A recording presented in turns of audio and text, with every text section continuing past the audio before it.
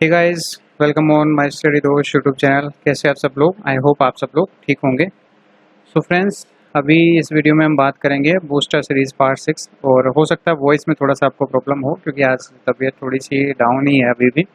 तो मैं रेस्ट कर रहा हूँ और प्रिकॉशंस भी ले रहा हूँ, तो जल्दी ही आपको सही तरीके से सारी चीज़ें हो जाएंगे। ठीक है। सो गाइज, यहाँ पे क्वेश्चंस हम करेंगे, इसके पूरे 20 क्वेश्चन होंगे। इसको एक प्रैक्टिस सेट की तरह आपको सोल्व करना है साथ में मेरे, और आप इसे अच्छे से सोल्व करेंगे डेफिनेटली आपको जो है इसमें बहुत अच्छा फ़ायदा होने वाला है। इसमें पैसेज भी मैंने इंक्लूड किया है, कोशिश करूँगा वो भी मैं आपको समझाऊँ। और एक नया सेट है, अच्छे से इसको प्रैक्टिस करना। टेलीग्राम जरूर ज्वाइन कर लेना, वहाँ पे भी बहुत सारी चीज़ें हैं। डाउट के लिए भी ग्रुप है, तो वो जरूर ज्वाइन कर लेना। वीडियो डिस्क्रिप्शन में उसका लिंक दिया गया है। तो चलिए स्टार्ट करते हैं। फर्स्ट क्वेश्चन का इसमें बात करूँ, choose one word from the choice. ठीक है। To free a person by a verdict of not guilty.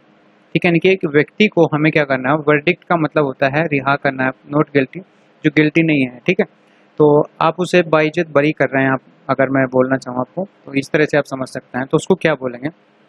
सारे वर्ड में यहाँ पे ऑप्शंस में देखता हूँ कि लगभग सारे सेम ही लगते हैं मेरे को। देखिए सबसे पहला जो वर्ड है एक्वायंट आपके पास में है, इसका मतलब देखिए बहुत ज़्यादा यूज होता है, ये परिचित होता है। ठीक है, तो इसको ध्यान रखिएगा। उसका देखिए यह वर्ड है आपके पास में एक्वेसिस। एक्वेसिस मतलब होता है रजामंदी, यानी कि कई बार होता है ना कि हाँ मतलब कोर्ट कचहरी की जरूरत ही नहीं होती, हम अपनी रजामंदी से ही दोनों के अंदर सहमति करवा देते हैं, उसे बोल सकते हैं। ठीक है, एक्वेसिस। अब उसके बाद देखिए जो वर्ड आपके पास में दिख रहा है बी ऑप्शन, ये इसका सही जवाब है एक्वाइट। ठीक है, एक्वाइट जो मतलब होता है, इसका मतलब होता है बरी करना। ठीक है, बरी करना। ओके, तो उसके बाद एक के आपके पास में एक्वायर। एक्वायर का मतलब होता है किसी चीज़ को ग्रहण करना या अधिग्रहण करना, आप इसे बोल सकते हैं। तो ये आपके पास में है। चारों वर्ड की मीनिंग में मैंने बताई, 4 वर्ड भी आपको याद हो गए होंगे। ये वोकेबलरी में भी आपका इंप्रूवमेंट करेगा इस तरह से। तो इन वर्ड को जो है आप जैसे भी करें, लिख के करें या बार बार वीडियो देख के करें, याद जरूर रखना, ये आपके बहुत ज़्यादा काम आएंगे। अब नेक्स्ट देखते हैं। अगला जो सवाल है ये है चेंज द वॉइस, यानी कि एक्टिव वॉइस पैसिव वॉइस से। आजकल सवाल सिंपल से आते हैं कि वॉइस को चेंज करो। देखिए आपके पास में दिया गया है कि complete the minute of the last meeting. ठीक है, तो यहाँ पे पहले तो ये पता लगाओ कि एक्टिव वॉइस है या पैसिव वॉइस है, फिर उसके बाद इसे चेंज करो। तो complete the meaning of the last meeting, तो ये एक्टिव वॉइस है, इसको पैसिव वॉइस बनाएंगे। तो कैसे बनाएंगे देखिए। अब देखिए यहाँ पे आपके पास में देखिए ये जो सब्जेक्ट आपके पास में दिया गया है complete the meeting of the last meeting, तो इस तरह से दिया गया है। तो द लास्ट मीटिंग ये आपके पास में होना चाहिए, तो आपको भी यही लग रहा होगा। और यहाँ पे ऑप्शन में देखेंगे the last meetings minutes are completed. एक तो यहाँ पे देखो, यहाँ पे मिनट्स दिया गया है और यहाँ पे जो है टेंस कौन सा है। ठीक है, ये सबसे ज़्यादा जरूरी है, क्योंकि अगर ये आपने पकड़ लिया तो आंसर बहुत जल्दी निकल जाएगा। तो यहाँ पे देखिए सिंपली अगर मैं देखूँ तो सभी टेंस में देखिए आ रहा है, यहाँ पे भी आ रहा है, यहाँ पे भी आ रहा है। मतलब ये टेंस जो है सिंपल सेंटेंस में होगा, तभी ये एग्जाम में यहाँ पे बदल रहा है।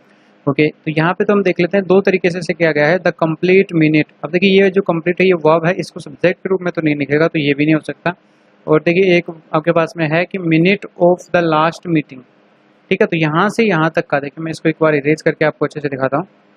Minutes of the last meeting, ये जो है सब्जेक्ट के रूप में इसने यूज किया है, और यहाँ पे आप देख सकते हैं। और उसके बाद में ये वर्ब लगाया है टू बी कंप्लीटेड, तो ये जो है इसका सही जवाब है। उसके अलावा एक और देखिए यहाँ पे the meetings last minute are completed, ये भी नहीं होगा। यहाँ पे टू बी कंप्लीटेड जो लिखा गया है। अगला सवाल देखिएगा, इस यहाँ पे आपके पास में है question number 3, identify the antonym of the given word. ठीक है, तो यहाँ पे एंटोनियम बताना है। ये बताने की जरूरत नहीं होना चाहिए कि एंटोनियम क्या होता है। अब देखिए आपके पास में फर्स्ट जो वर्ड दिया गया है, ये आप देखिए फ्यूरिगेटर। फ्यूरिगेटर जो वर्ड है इसका मतलब होता है यातना। ठीक है, यातना देना या दुख देना या दर्द देना, आप कुछ भी बोल सकते हैं, लेकिन यातना इसके लिए जो वर्ड दिया गया है। तो इसको समझ के अब इसका एंटोनियम बताइए।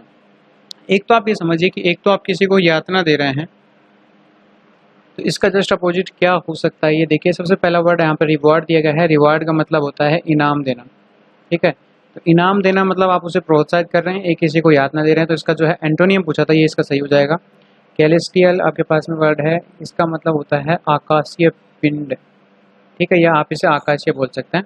प्रोक्सीमेटी, ठीक है, प्रोक्सीमेटी का मतलब होता है निकटता। देखिए आप बोलते हैं ना कि ये प्रोक्सी लगा देना, ऐसा कुछ आप बोलते हैं, तो ये आपके पास में इसका मतलब होता है निकटता। और जो फ्लेवलेस है इसका मतलब होता है निर्दोष।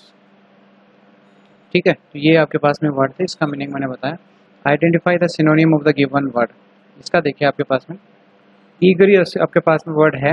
ठीक है, तो इसका मतलब क्या होता है, ये आप कह सकते हैं प्रबल, ठीक है, मतलब एक तरह से एक्टिव पर्सन को बोल सकते हैं, जो अग्रेसिव है उसको बोल सकते हैं। तो यहाँ पे वर्ड देखिए कॉमन, कॉमन का मतलब तो सामान्य हो गया, प्लेन का मतलब भी आपके पास में क्या हो गया, मैदान होता है वैसे तो, लेकिन इसका भी मतलब इतना अच्छा नहीं है। यहाँ पे जो सिनोनियम पूछा है सिमिलर, प्रबल होना चाहिए, तो ये भी नहीं होगा। उसका देखिए सोशल का मतलब सामाजिक होता है। उसके बाद देखिए जो वर्ड आपके पास में दिया गया है एट्रोसियस, इसका मतलब देखिए वैसे तो होता है नृशंस, या आप इसे बोल सकते हैं घोर, ठीक है ना। तो ये इसका जो है जस्ट सिमिलर है, इसका आंसर हो जाएगा डी ऑप्शन। प्रबल है, घोर है, तो ये जो है जस्ट सिमिलर वर्ड है एट्रोसियस। वर्ड अच्छा है, याद रखिएगा, ठीक है। दोनों वर्ड, ये वाला वर्ड भी और ये इसका जो एंटोनियम है, ये भी आपको ध्यान रखना। तो आई होप ये समझ में आया होगा। नेक्स्ट देखते हैं आगे। देखिए आइडेंटिफाई द करेक्ट प्रीपोजिशन, ठीक है। The property has been divided blank to brothers. अब देखिए ये सिंपल सा सवाल है, इसे कॉमन सेंस से भी आप कर सकते हैं। प्रीपोजिशन आपने पढ़ा ना पढ़ाओ, अमोंग का मतलब होता है दो से अधिक होना चाहिए, ओन इन का हम देखेंगे, लेकिन दो ब्रदर्स के बीच में प्रॉपर्टी का डिवीजन हो रहा है तो बिटवीन आएगा, सीधा सा आंसर लगा के टिक करके नेक्स्ट देखते हैं। अब यहाँ पे देखिए डायरेक्ट इनडायरेक्ट से क्वेश्चन आया है, the student said I am doing my homework, ठीक है। सीधा सा जो सेड है यहाँ तक देखिए, द स्टूडेंट सेड को ऐसे कैसे रखिए, उसके बाद में यहाँ पे इन्वर्टेड कोमा की जगह दैट लगा दीजिए। उसके बाद में देखिए I am doing, I am यहाँ पे क्या फर्स्ट पर्सन है, फर्स्ट पर्सन जो है सब्जेक्ट के अनुसार बदलता है। तो सब्जेक्ट यहाँ पे देखिए स्टूडेंट है, तो यहाँ पे देखिए सी दिया गया है, यहाँ पे भी सी है, यहाँ पे भी सी है, यहाँ पे भी सी है। तो स्टूडेंट जो है लड़का और लड़की दोनों हो सकता है। तो यहाँ पे अगर ही होता तब हम ही को प्रेफर करते, लेकिन सभी में सी है तो हम सी को प्रेफर कर रहे हैं। अब देखिए इजमर है तो वाजवर में बदलेगा, तो यहाँ पे देखिए ये वाज आ रहा है, यहाँ पे देखिए होम कोई वर्ब नहीं दिख रहा है, यहाँ पे हैज है, यहाँ पे भी इज है, तो सारे गलत हैं। ये आंसर इसका सही हो जाएगा, क्योंकि मेन तो हमें टेंस को ही देखना है, ठीक है। और डूइंग हर होमवर्क, ठीक है, तो माई की जगह जो है आपके पास में हर होमवर्क हो जाएगा। ओके, तो अब आपको समझ में आ गया होगा। नेक्स्ट देखते हैं अगला जो सवाल है, आइडेंटिफाई द इनकरेक्ट पार्ट। ये अच्छा सवाल है, ये देखें आपके पास में, the boss was irritated by him neglecting the dust and not listening to his advice, ठीक है। तो यहाँ पे आप देख सकते हैं इसमें कौन सा पार्ट में एरर होगा, ये आपको आना चाहिए। यहाँ पे आंसर इसका जो है बी ऑप्शन हो जाएगा। यहाँ पे जो बाई लगा है, यहाँ पे हमेशा आपको विद यूज करना है, ठीक है। तो यहाँ पे अगर आप किसी के साथ गुस्सा होते हैं, किसी पर्सन के साथ में, तो वहाँ पे हमेशा आप जो यूज करेंगे वो यूज करेंगे with. The boss was irritated with me, with him sorry, तो विद हिम नेग्लिगेंस, ठीक है, neglecting the dust and not listening to his advice. तो यहाँ पे बाकी कोई प्रॉब्लम नहीं है, यहाँ पे विद यूज होगा। नेक्स्ट देखिए आगे। आगे आपको फिल इन द ब्लैंक से सवाल है, Sanjay was blank with divine vision to see the great battle. तो देखिए यहाँ पे एक चीज ध्यान रखिएगा, ये विद लगा हुआ है, ये जो ना ये है ना, ये नाम है, ठीक है, डिविन विजन, विद लगाया, देखिए किसी पर्सन के साथ जा रहा है तो विद डिविन विजन, ठीक है। तो यहाँ पे आपके पास में देखिए ये पहले लगा हुआ है, तो इसका आपको ये चीज़ ध्यान रखना है, ठीक है। ये आपके पास में प्रीपोजिशन के बाद में नाउन आएगा, ठीक है, नाउन से पहले प्रीपोजिशन का यूज होता है, तो ठीक है। तो ये आपको हो गया। अब यहाँ पे देखिए नाउन हो सकता है किसी का नाम, और यहाँ पे मैंने आपको बता दिया ये नाम है संजय वाज। उसके बाद में देखिए डेम्यूर, इसका मतलब क्या होता है आपके पास में, संकोच, मतलब संकोच कर रहा है किसके साथ में, डिविन विजन के साथ में, ग्रेट बैटल को देखने के लिए, ऐसा कुछ नहीं है, ठीक है। उसके बाद देखिए ऑथराइज का मतलब होता है अधिकारित होता है, और एंडोर्वर्ड का मतलब होता है आपके पास में सुसज्जित, ठीक है। तो यहाँ पे आपके पास में सुसज्जित का मतलब आप समझेंगे कि अच्छे से तैयार होकर डिविन विजन के साथ में ग्रेट बैटल देखने के लिए जा रहा है, तो यहाँ पे इसका आंसर ये हो जाएगा। और उसके बाद में अटर्ड का मतलब तो आपको जो है इसका मतलब दिया गया है यहाँ पे बोला, ऐसा कुछ करके, तो ये आपको जो है इतना इंपॉर्टेंट वर्ड नहीं है। एक तो ये वर्ड आपको याद रख लेना है, ये सबसे ज़्यादा इंपॉर्टेंट है, और ये वर्ड भी अगर आप याद रखें तो रख सकते हैं। नेक्स्ट देखिए आगे, देखिए यहाँ पे फिल इन द ब्लैंक से क्वेश्चन है, करेक्ट एडजेक्टिव बताना है। देखिए the farmer may be old but he less energetic, more energetic, most energetic और एनर्जेटिक। तो यहाँ पे देखिए डिग्री का यूज हुआ है एडजेक्टिव के रूप में, तो यहाँ पे एक चीज़ आपको समझ में आनी चाहिए कि द फार्मर मे बी हो सकता है ओल्ड, यानी कि वो ओल्ड यानी कि वृद्ध हो सकता है, बट ही इज। अब देखिए यहाँ पे ये डिग्री की हमें जरूरत नहीं है, लेस, मोर, मोस्ट, सिर्फ एनर्जेटिक, वह है एनर्जेटिक है, क्योंकि ये ऑलरेडी यहाँ पे आपके पास में एक्सट्रीम वर्ड है एनर्जेटिक, ठीक है। तो यहाँ पे आपके पास में इसको हमें शो करने के लिए डी ऑप्शन का यूज करना है। Choose is the appropriate article to fill in the blank, यहाँ पे आर्टिकल बताना है, the cow is blank useful animal. तो देखिए यूजफुल वर्ड है यहाँ पे, तो यहाँ पे यूजफुल एनिमल तो बहुत सारे होते हैं, ऐसा नहीं है कि सिर्फ एक काऊ ही यूजफुल एनिमल है। तो यहाँ पे इसका जो आंसर हो जाएगा, यहाँ पे ये डेफिनेट ना होकर इनडेफिनेट है, यहाँ पे इसका आर्टिकल इस साउंड के अनुसार लगेगा। ए एन का तो आपको पता होगा साउंड के अनुसार लगता है, यूजफुल को हम इस तरह से लिखेंगे यू, तो यहाँ पे आपके पास में ए आर्टिकल हो जाएगा इसका आंसर। नेक्स्ट देखिए, नेक्स्ट सवाल में आपके पास में है आइडेंटिफाई द बेस्ट रिप्लेसमेंट। अब देखिए ये क्वेश्चन टैग से क्वेश्चन है, ही डिसलाइक, इसको मैं हाईलाइट करता हूँ, he dislike the word dislike is not he, यानी कि वह वर्ड यानी कि दुनिया को वह पसंद नहीं करता, क्या वह पसंद नहीं करता, इस तरह से तो इसका हिंदी अर्थ होता है। लेकिन एक चीज़ यहाँ पे जो सबसे ज़्यादा इंपॉर्टेंट होती है कि हमेशा इसमें टेंस का ध्यान रखिए। अब देखिए एस या एस आ रहा है, तो ये किसको डिनोट करता है, ये डिनोट करता है आपके पास में प्रेजेंट सिंपल को। तो प्रेजेंट सिंपल की जो वर्ब होती है, हेल्पिंग वर्ब होती है, वही आपको यूज़ करनी है। हेल्पिंग वर्ब क्या होती है, डू या डज।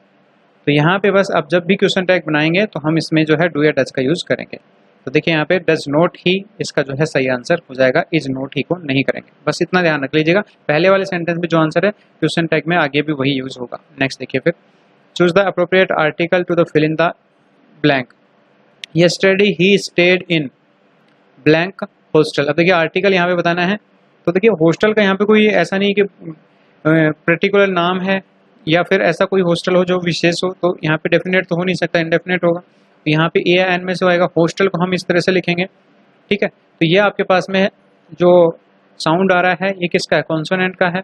वोवल का होता तो हम यहाँ पे एन यूज करते, लेकिन कॉन्सोनेंट यानी कि व्यंजन का है, तो यहाँ पे हम इसका ए का यूज करेंगे। नेक्स्ट देखिए फिर, आगे जो सवाल है ये भी काफ़ी इंपॉर्टेंट है, आइडेंटिफाई द बेस्ट रिप्लेसमेंट। यहाँ पे जो अंडरलाइन वर्ड है ये वाला, मैं इसको हाईलाइट भी कर देता हूँ, नो सोनर आई सा, ठीक है, इसकी जगह पे रिप्लेसमेंट बताना है, the tiger I run away, ठीक है। यहाँ पे बताइए क्या होगा, मतलब नो सोनर आई सा, मैंने उसको अच्छे से देखा भी नहीं था, द टाइगर रन अवे, ठीक है, और टाइगर जो है दौड़ना स्टार्ट कर दिया। तो देखिए हमेशा यहाँ पे आपको ध्यान रखना है कि इस तरह के क्वेश्चन में ज़्यादातर तो पास्ट टेंस यूज होता है। तो यहाँ पे हो जाएगा नो सोनर डिड आई सी, मैंने उसको देखा भी नहीं था। तो यहाँ पे जो था है मतलब ये पास्ट को डिनोट करता है, तो डिड यहाँ पे यूज होगा। और यहाँ पे हैड सीन भी है, लेकिन यहाँ पे मैं यहाँ पे देख चुका था ऐसा नहीं यूज करेंगे हम यहाँ पे यूज करेंगे मैंने उसको देखा था, जैसे ही उसने देखा वो दौड़ना स्टार्ट कर दिया। तो यहाँ पे इसका जो बेस्ट रिप्लेसमेंट होगा, no sooner did I see the tiger run away, ठीक है। तो ये आपके पास में हो गया answer. Choose the word which is not spelt correctly, इनकी जो सही वर्ड नहीं है वो बताना है। 3 सही है, 1 गलत है। एंग्री स्पेलिंग सही है। उसके बाद देखिए होमीज, ये जो वर्ड है इसका जो स्पेलिंग गलत है, इसका जो सही स्पेलिंग होगा HOMAGE हो जाएगा। और इसका मतलब होता है आपके पास में मेल जोल, सॉरी इसका मतलब नहीं होता, इसका मतलब होता है श्रद्धा, श्रद्धा। और जो ये आपके पास में वर्ड दिया गया है लेसन, इसका मतलब होता है मेल जोल। हैवी का मतलब तो आप समझ ही गए होंगे। अब नेक्स्ट देखते हैं, अगला जो सवाल है यहाँ पे देखिए कंजंक्शन से रिलेटेड है। और क्वेश्चन क्या है आपके पास में कि this is the same book blank was missing, ठीक है। तो यहाँ पे देखिए क्या यूज होगा, सो दिस इज, ये वही बुक है इसलिए जो मिसिंग है, ऐसा नहीं होगा। ना ही देन यूज होगा, तब जो मिसिंग है। यहाँ पे दैट और विच में कंफ्यूजन आपको हो सकता है, तो यहाँ पे सही आंसर तो दैट है, ठीक है। ये वही बुक है जो, दैट का मतलब क्या होता है जो मिसिंग थी, या विच जो कौन सी मिसिंग थी, ठीक है। तो इस तरह से कोई सेंटेंस नहीं बन रहा, तो यहाँ पे सही आंसर हो जाएगा बी ऑप्शन। नेक्स्ट देखिए फिर, अगला जो सवाल है, is the beautiful rainbow in the following sentence A part of subject और प्रेडिकेट। देखिए ये कुछ नया नहीं है, आप ऐसा सोच रहे होंगे कि सर ये क्या पढ़ा रहे हैं हमें। तो यहाँ पे देखिए एक सेंटेंस दिया गया है, पार्ट ऑफ सब्जेक्ट और प्रेडिकेट आपको यहाँ पे बताना है। यहाँ पे देखिए एक सेंटेंस है, is the beautiful rainbow in the following sentence. देखिए यहाँ पे आपके पास में सेंटेंस क्या किया गया है कि the beautiful rainbow soon faded away. तो यहाँ पे आपके पास में जो द ब्यूटीफुल रेनबो है, द ब्यूटीफुल रेनबो, ये क्या है, ये सब्जेक्ट और प्रेडिकेट का पार्ट है या नहीं, ये आपसे पूछना चाहता है, या दोनों का पार्ट है, ठीक है। तो यहाँ पे देखिए सेंटेंस जब भी आप बनाते हैं तो 2 पार्ट होते हैं, उसके एक सब्जेक्ट होता है, एक प्रेडिकेट होता है, ठीक है। सब्जेक्ट यहाँ तक का जो ब्यूटीफुल रेनबो ये पूरा सब्जेक्ट है, उसके बाद में ये आगे का जो वर्ड है ये यहाँ पे आपके पास में वर्ब के बाद में ये प्रेडिकेट है, ठीक है। तो यहाँ पे आपके पास में इसका जो आंसर हो जाएगा, ये सब्जेक्ट और प्रेडिकेट दोनों का पार्ट है, तो इसका जो आंसर है सी ऑप्शन हो जाएगा। ये अगर पूछता कि ये वर्ड क्या है यहाँ पे, तो ये तो पूरा सब्जेक्ट है। सब्जेक्ट क्या है, द ब्यूटीफुल रेनबो पूरा सब्जेक्ट है, और ये पूरा इस सेंटेंस का यह सब्जेक्ट और प्रेडिकेट का पार्ट है या नहीं, ये आपसे पूछा है, तो ये आपका दोनों का पार्ट है।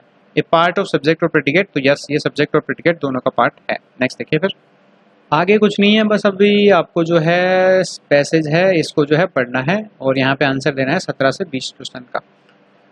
तो चलिए स्टार्ट करते हैं।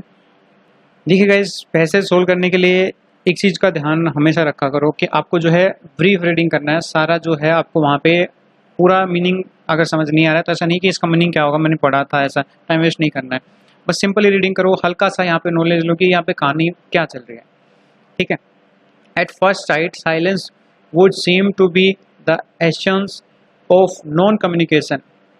ठीक है, देखिए अगर हम पहली नज़र में देखें तो जो साइलेंस, इनकी जो शांति है, साइलेंस का मतलब आप समझ सकते हैं अगर सब चुपचाप बैठे हुए हैं तो ये क्या होगा, ये नॉन कम्युनिकेशन मतलब संचार का माध्यम नहीं, ऐसा प्रतीत होगा कि साइलेंस जो है संचार का माध्यम नहीं है। आप समझ सकते हैं कि जो संचार का माध्यम होता है, कम्युनिकेशन आप करते हैं, किसी के साथ वार्ता करते हैं, तो क्या वो संचार कहलाता है? आप बिना बोले किसी से बात कर रहे हैं, आप ये कहना चाह रहे हैं यहाँ पे। Yet we know that in some circumstances, कुछ स्थितियों में जो है, कुछ परिस्थितियों में साइलेंस कैन स्पीक वॉल्यूम्स, मतलब कुछ परिस्थितियों में हम क्या होता है कि चुप रहकर भी बोल सकते हैं।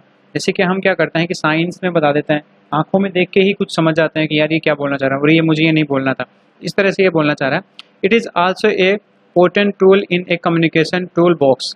ठीक है, पोटेंट टूल मतलब प्रबल ऐसे औजार बोल सकते हैं, टूल का मतलब। ठीक है, इन कम्युनिकेशन, संचार के माध्यम में एक अच्छा टूल है आपके पास में, आप ऐसा समझिए इसको कि ऐसा नहीं है जैसे आप क्या करते हैं कि साइलेंस भी जो है एक अच्छा टूल है संचार के माध्यम का। ठीक है, फॉर द स्पीकर, ये किसके लिए है? स्पीकर, बोलने वालों के लिए, यानी कि बोल के ही सब कुछ नहीं बता सकता, हम चुप रह कर भी कुछ चीज़ें बता सकते हैं। As it adds emphasise to the point allowing time for its full significance to sink in. ठीक है, तो यहाँ पे देखिए ये क्या कर रहा है आपको, ये आपको अलाउ कर रहा है। ठीक है, ऐड करने के लिए, क्या ऐड करने के लिए? एम्फेसाइज। इसको आप एम्फेसाइज करने का मतलब क्या समझते हैं? जोर देना किसी चीज़ पे। ठीक है, तो जोर देना यानी कि आप इस पे जोर देने के लिए, इस पॉइंटों पे, इसके जो बिंदु हैं इन पे आप जोर देने के लिए सिग्निफिकेंट, इनकी इसकी जो महत्वपूर्णता है उसको समझ सकते हैं। अब आगे देखिए, देखिए एक चीज़ और बता दूं आपको, जो मैं हिंदी समझा रहा हूँ वो बिल्कुल भी समझ नहीं आ रहा होगा, लेकिन जैसे जैसे आप इसको पूरा पढ़ेंगे आपको जो है बिल्कुल समझ में आ जाएगा। देखिए, हैंडल स्किलफुली, ठीक है, इसको सावधानी से जो है हैंडल करना है। It can build up anticipation, तो यहाँ पे देखिए ये चीज़ ध्यान रखिएगा, it can build up anticipation, ये इंपॉर्टेंट है आपके लिए, मैं आगे बताऊंगा कैसे। For what is to come, the pregnant pause, यानी कि देखिए ये जो है आप एंटिसिपेशन, एंटिसिपेशन का मतलब होता है प्रत्याशा। ठीक है, ये प्रत्याशा है फॉर व्हाट इज कम, कि क्या आ रहा है। द प्रेग्नेंट पॉज, यानी कि एक प्रेग्नेंट लेडी, आप ऐसा समझिए कि वो उसके बच्चा होगा, लड़का होगा या लड़की होगा, ये आप जो है इसको नहीं बता सकते, ये क्या है, एक सिर्फ प्रत्याशा है। तो यहाँ पे हम क्या करते हैं कि जैसे कुछ आप बिना बोले ही समझाने की कोशिश कर रहे हैं तो उसमें उसको समझ आएगा या नहीं आएगा ये हमें पता नहीं है। ठीक है, इट गिव्स अपॉर्चुनिटी, ये अपॉर्चुनिटी हमें देता है to make eye contact with the pregnant pause, इनके हम उसे आंखों से समझाने की कोशिश कर रहे हैं। प्रेग्नेंट पॉज का मतलब आप प्रेग्नेंट लेडी से लेके ना समझें, यहाँ पे इसको फ्रेज के रूप में दिया गया है। यहाँ पे ये बोलना चाह रहा है कि अगर आप किसी से आंखों से बात कर रहे हैं तो यहाँ पे जो है आई कॉन्टैक्ट जो है उसके साथ में हो रहा है, तो अब आपको पता नहीं है कि वो समझ पा रहा है कि नहीं है। ठीक है, it gives opportunity to make eye contact with the audience and get their reactions. ठीक है, ये हमें क्या देता है? ऑडियंस के साथ में कॉन्टैक्ट करने का, आई कॉन्टैक्ट करने का मौका देता है। और गेज का मतलब होता है नापना। ठीक है, हम नाप सकते हैं उसके रिएक्शंस को कि हमें क्या रिएक्शन दिया जा रहा है, जो ऑडियंस है आपकी उससे क्या रिएक्शन मिल रहा है। अब जैसे आप मेरे लिए एक ऑडियंस हो, ठीक है, आप कमेंट सेक्शन में क्या रिएक्शन दे रहे हो वो मेरे लिए रिएक्शन है। ठीक है, N essential component for of the timing of, यहाँ पे जो वर्ड है कंपोनेंट, इसका मतलब होता है अवयव बोल सकते हैं आप इसे, घटक बोल सकते हैं। It is a essential component. ठीक है, ये जो है इसेंशियल का मतलब होता है प्रारंभिक, component of the time of one's delivery. ठीक है, डिलीवरी के समय जो प्रारंभिक घटक है वो यहाँ पे है। ठीक है, फॉर द लिसनर। अब देखिए एक चीज़ यहाँ पे ध्यान रखिएगा, वह पहले हमने बात की थी स्पीकर की, यहाँ पे है लिसनर की। वो बोलने वाले के लिए था, ये सुनने वाले के लिए है। ठीक है, साइलेंस कैन बाई टाइम। ठीक है, सुनने वालों के लिए साइलेंस समय बाई कर सकता है, इधर to digest what has been said or not consider a response or both. ठीक है, तो इधर यानी कि इसका मतलब होता है भी, to digest what has been said, यानी कि क्या कहा गया है और क्या कंसिडर किया गया है, ए रेस्पॉन्स। मतलब आप ऐसे समझिए, आपने किसी को कुछ चुपचाप समझाने की कोशिश की, आपने कुछ कहा लेकिन उसने क्या समझा, क्या ही समझ लिया, कुछ और ही समझ लिया, ये यहाँ पे बोला जा रहा है। और बोथ, यानी कि या तो हो सकता है उसको जो कंसिडर हो गया होगा वही चीज़, या फिर उसका जो रेस्पॉन्स है वो उसे समझ नहीं आया। Silence will often lure the speaker into saying more than he or she may have intent. ठीक है, तो यहाँ पे आपके पास में जो बोला गया है लास्ट लाइन में, ये बोला गया है कि मौन यानी कि जो साइलेंस है वो अक्सर जो है वक्ता को, स्पीकर कौन है यहाँ पे, स्पीकर को वक्ता बोलते हैं, वक्ता को ये कह करके लुभाता है। ठीक है, saying more than he or she may have intent. ठीक है, ये कह करके लुभाता है कि इसका इरादा इससे अधिक है या नहीं है। ठीक है, तो ये यहाँ पे आपको थोड़ा सा कॉम्प्लिकेटेड लैंग्वेज थी, इसको समझ में शायद नहीं आया हो तो भी कोई दिक्कत नहीं है, लेकिन एक्चुअल में आपको इतना मेहनत नहीं करना। मैंने तो आपको खुद को ये सारी चीज़ें अर्थ समझाने के लिए किया है। आप इसको एक दो बार रीडिंग मारिए। अब आपको अगर कुछ भी समझ नहीं आया तो एक बार क्वेश्चंस पे आ जाइए। पहले तो आप ये कर सकते हैं कि क्वेश्चंस भी पहले पढ़ सकते हैं ताकि आपको ये चीज़ समझ में आ जाए। देखिए for the listener silence can be, तो मैंने यहाँ पे आपको हाईलाइट करवाया था ये चीज़ ताकि आपको मैं आगे ये बता चुका हूँ कि ये यहाँ पे क्या बोलना चाह रहा है। ठीक है, फॉर द लिसनर, अब देखिए यहाँ पे ये चीज़ हाईलाइट हुई है, साइलेंस कैन बाई टाइम। तो देखिए यहाँ पे साइलेंस कैन बाई टाइम इसका जो सही आंसर हो जाएगा। आपको चाहे कुछ समझ आया हो नहीं आया हो, मैक्सिमम केसेस में हो जाता है ऐसा आंसर, यहाँ पे ये देख सकते हैं। ठीक है, अगला सवाल देखिए, according to the author the pregnant pause. ठीक है, प्रेग्नेंट पोज का मतलब मैंने बताया था कि एक फ्रेज है, इसका मतलब क्या होता है ये भी मैं आपको थोड़ा सा ऊपर जैसे मैंने हाईलाइट किया था वो मैं आपको दिखा देता हूँ। ठीक है, ये तो आपके पास में किसके लिए बोला गया था, देखिए यहाँ पे मैंने ये चीज़ आपके लिए हाईलाइट किया है कि it can build up anticipation. तो ये जो प्रेग्नेंट पोज है ये क्या कर सकता है, एंटिसिपेशन इनकी प्रत्याशा को बिल्ड कर सकता है। ठीक है, आगे लिखा गया था प्रेग्नेंट पोज, तो यहाँ पे it can build up anticipation for what is come, इनकी जिसके लिए ये आया है उसकी प्रत्याशा को ये बिल्ड कर सकता है द प्रेग्नेंट पोज। तो यहाँ पे आगे लिखा गया है तो इसकी जगह पे आंसर हो जाएगा ये। ठीक है, तो ये इसका जो है आंसर है। और आगे देखते हैं, फिर आगे देखिए जो वर्ड है आपके पास में, देखिए पोटेंट जो आपके पास में वर्ड है इसका मतलब होता है, आप पोटेंशियल से लगा सकते हैं प्रबल। ठीक है, और यहाँ पे इसका जो है अपोजिट कुछ है तो इसका अपोजिट हो जाएगा वीक। उसके बाद देखिए जो गैग जो वर्ड है इसका मैंने बताया था नाप, नाप से रिलेटेड ये वर्ड आया था, इसके लिए जो हो जाएगा वो हो जाएगा मीजर। ठीक है, मीजर का मतलब क्या होता है, नापना होता है, तो ये नाप और ये नाम नहीं है, ये नाप है। ठीक है, ये इसका जो है सही आंसर हो जाएगा। उसके अलावा अगर हम यहाँ पे देखें इनहेरेंट जो वर्ड है इसका मतलब होता है निहित।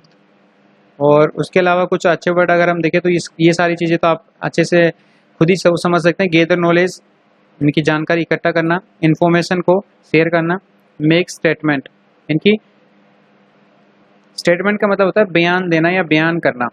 ठीक है, ये आपके पास हो गया। अब यहाँ पे एक वर्ड है लेटन, इसका भी याद रखिए, इसका मतलब होता है अव्यक्त। मतलब आपने अभी तक ये सोचा कि आप कुछ व्यक्त नहीं कर सकते, मतलब उसको आप एक्सप्रेस नहीं कर सकते, एक तरह से आप ये समझिए उस चीज़ को नहीं बता सकते कि मैं कैसे समझाऊँ। कई बार आपको होता है ना कि अब मैं तेरे को कैसे समझाऊँ ये चीज़, ये होता है लेटन। ठीक है, ये काफ़ी सारे वर्ड्स मैंने आपको दिए हैं, इनको आप एक नोटबुक में अगर लिखेंगे डेली तो काफ़ी सारी चीज़ें आपको मिल जाएंगे। सो गाइज आज के लिए इस वीडियो में इतना ही, अभी मैं इतना ही बोल सकता हूँ, फिर नेक्स्ट वीडियो में मिलेंगे। तो आई होप वीडियो अच्छा लगा होगा, तो वीडियो को लाइक तो करिएगा, अपने दोस्तों के साथ इसे शेयर जरूर करना और कमेंट करना आपका स्कोर कैसा रहा और वीडियो आपको कैसा लगा। ठीक है, तो प्लेलिस्ट देख सकते हैं। इसके अलावा अगर आपको पहले के वीडियो हो तो बहुत सारी चीज़ें अवेलेबल है चैनल पे, अगर आप एक्सप्लोर करना चाहें तो प्लेलिस्ट सेक्शन को जरूर देखें। Thank you so much guys, bye bye, take care, all the best.